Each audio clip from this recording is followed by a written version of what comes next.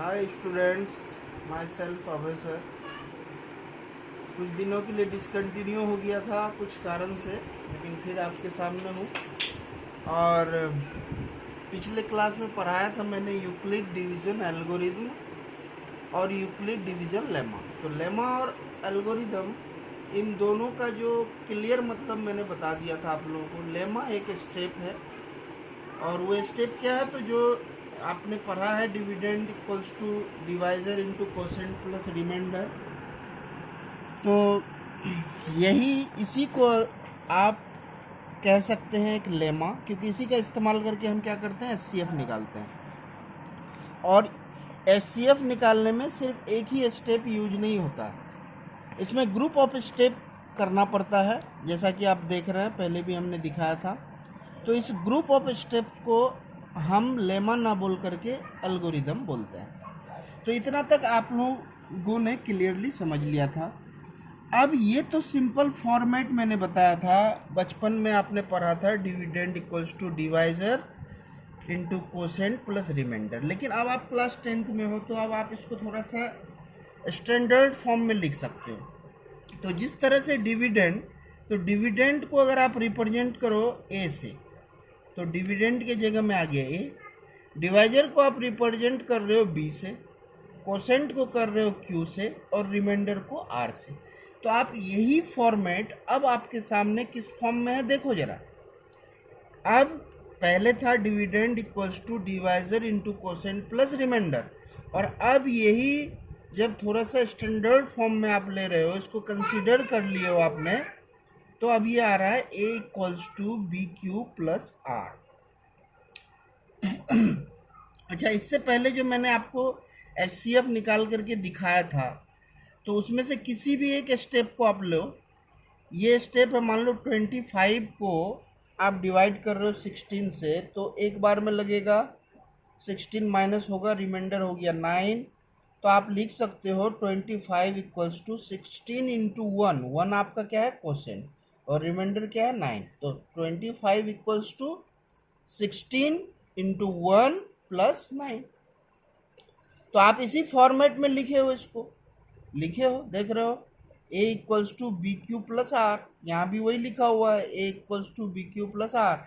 लेकिन आप जरा गौर फरमाइए कि ये जो आर है आपका, ये आर कभी भी आपका बी से छोटा ही होगा।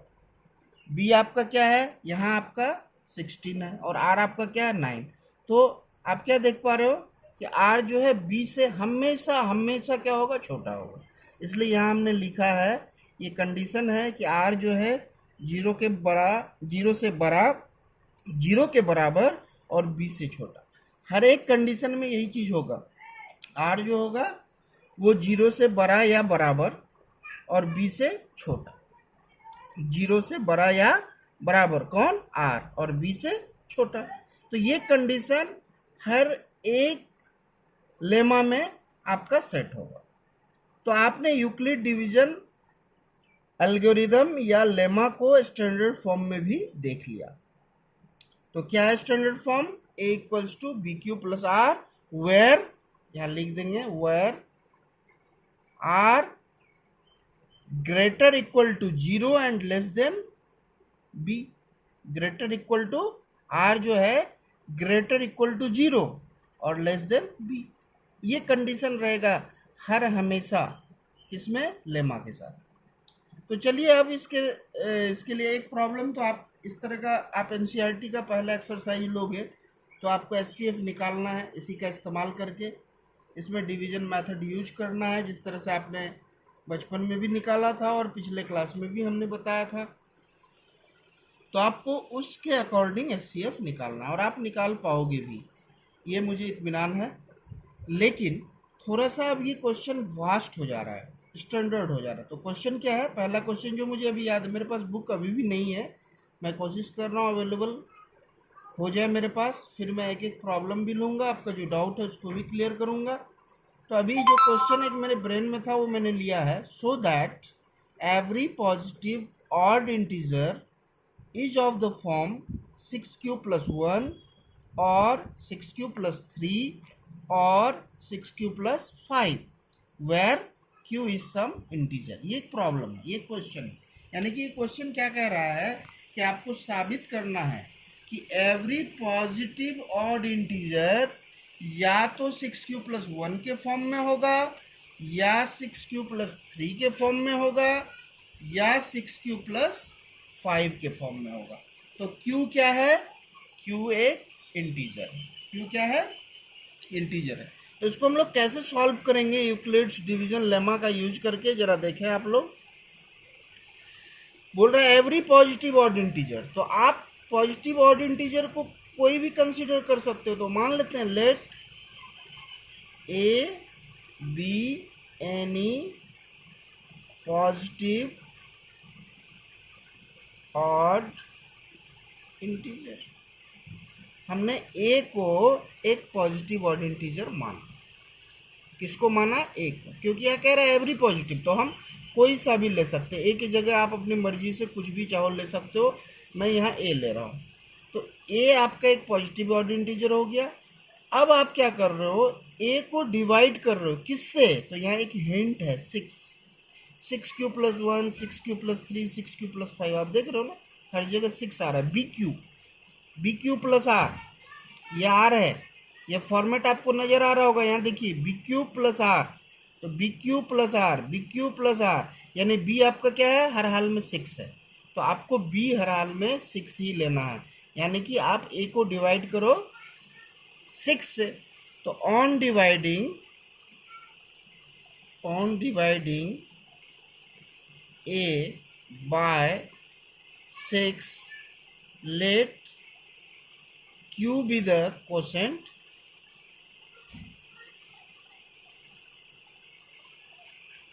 and R be the remainder। आप मान लिए ए को 6 से क्यों डिवाइड किए? क्योंकि यहाँ आप गौर करिए, क्वेश्चन में दिया हुआ है BQ+R, तो B आपको दिया हुआ ही है। B क्या है आपका? 6 है। तो आपने किससे डिवाइड किया? 6 से। तो ऑन डिवाइडिंग ए को माना है आपने पॉजिटिव ऑड इंटीजर, ए को 6 से डिवाइड करने पे वापस अब मान रहे हैं कि Q जो होगा वो क्वोशेंट होगा और R जो होगा वो रिमाइंडर होगा। तब जा करके आप by Euclid division lemma by Euclid's division lemma आप क्या लिख सकते हो? A इक्वल्स टू बी क्या है आपका? 6, Q क्या है आपका? Q, और R ही है। तो A equals to 6q+R, where आपको बताया मैंने R का कंडीशन होता है R जो है ग्रेटर इक्वल टू 0 होगा और लेस देन B होगा। तो यहाँ भी ग्रेट R को आप क्या लिखोगे? ग्रेटर इक्वल टू 0 और लेस देन B। तो B क्या है? 6। यानी कि R जो होगा आपका 0 से स्टार्ट होगा और 6 से छोटा होगा, यानी कि 5 तक जाएगा। तो क्या क्या हो गया? 0, R क्या क्या हो जाएगा बाबू? 0, 1, 2, 3, 4, 5। तो R आपका क्या हो? क्योंकि हमने पहले ही बता दिया आपको condition, R less than equal to 0 and sorry greater than equal to 0 and less than B। तो B है आपका 6, तो 6 से छोटा यानी कि कहाँ तक जाएगा? 5 तक, और ग्रेटर इक्वल टू 0, 0 से स्टार्ट होगा 5 तक जाएगा। तो R का कितना वैल्यू यहाँ आ रहा है? 1, 2, 3, 4, 5, 6। अब कुछ नहीं करना है, ये R के सारे वैल्यूज को आपको इसमें क्या कर देना है? पुट कर देना है। क्या कर देना है? पुट कर देना है। तो अब पुट करके देखते हैं। A इक्वल्स टू 6q+R, तो A तो A ही रहेगा, 6 रहेगा ही, Q रहेगा ही। पहला R आपका क्या है? 0, तो 6q+ क्या हो गया? 0, यानी कि A बराबर क्या हो जाएगा आपका? 6। अब उसी तरह R के बाद 0 के बाद फिर क्या है? 1, तो दूसरा हो जाएगा A बराबर 6q+1। फिर तीसरा हो जाएगा A इक्वल्स टू 6q+2। फिर इसी तरह से चलेगा, A equals to 6 plus 3, a equals to 6 plus 4, क्योंकि कहाँ तक है 5 तक है, r का वैल्यू कहाँ तक है 5 तक, तो a इक्वल्स टू हो गया 6 प्लस 5। तो अब आप देखिए 6 है, 6 फॉर्म हमेशा क्या होता है, इवन होता है, होगा ना इवन, क्योंकि 6 क्या इवन है। तो इवन को आप किसी से इंटू करोगे तो क्या आएगा, इवन ही आएगा। किससे इंटू करेंगे, मान लो क्यू की जगह हम 2 लेते हैं तो क्या आएगा, 6 इंटू 2 12, 3 लेते हैं तो क्या आएगा 16 इंटू 3 30, यानी कि क्यू की जगह आप कोई सा भी इंटीजर लोगे तो 6 का वैल्यू क्या आएगा, इवन ही आएगा। तो ये तो इवन है, लेकिन ये आपका क्या है, ऑड है। उसी तरह से ये इवन है, लेकिन ये आपका क्या है, ऑड है। ये इवन है क्योंकि 4, 6 क्यू इवन है प्लस 4 तो इवन हो गया, 6 क्यू इवन है प्लस 2 तो इवन हो गया, लेकिन 6 क्यू इवन है प्लस 3 तो ये ऑड होगा, और ये भी आपका क्या होगा, ऑड होगा। यानी कि आप देख पा रहे हो 3 ऑड है, 6 प्लस 1, 6 प्लस 3 और 6 प्लस 5। आप चेक भी कर सकते हो, क्यू का कोई सा भी वैल्यू पुट करके आप चेक कर सकते हो। ये हर हाल में each and every condition you will get an odd integer, hence every odd integer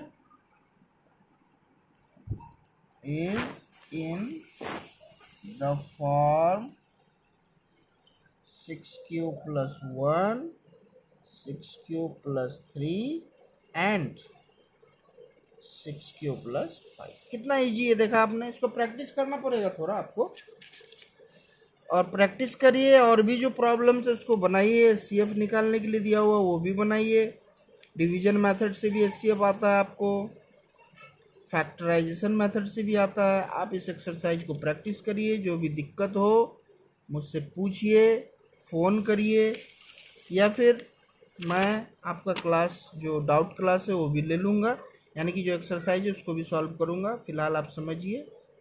okay, goodbye, take care.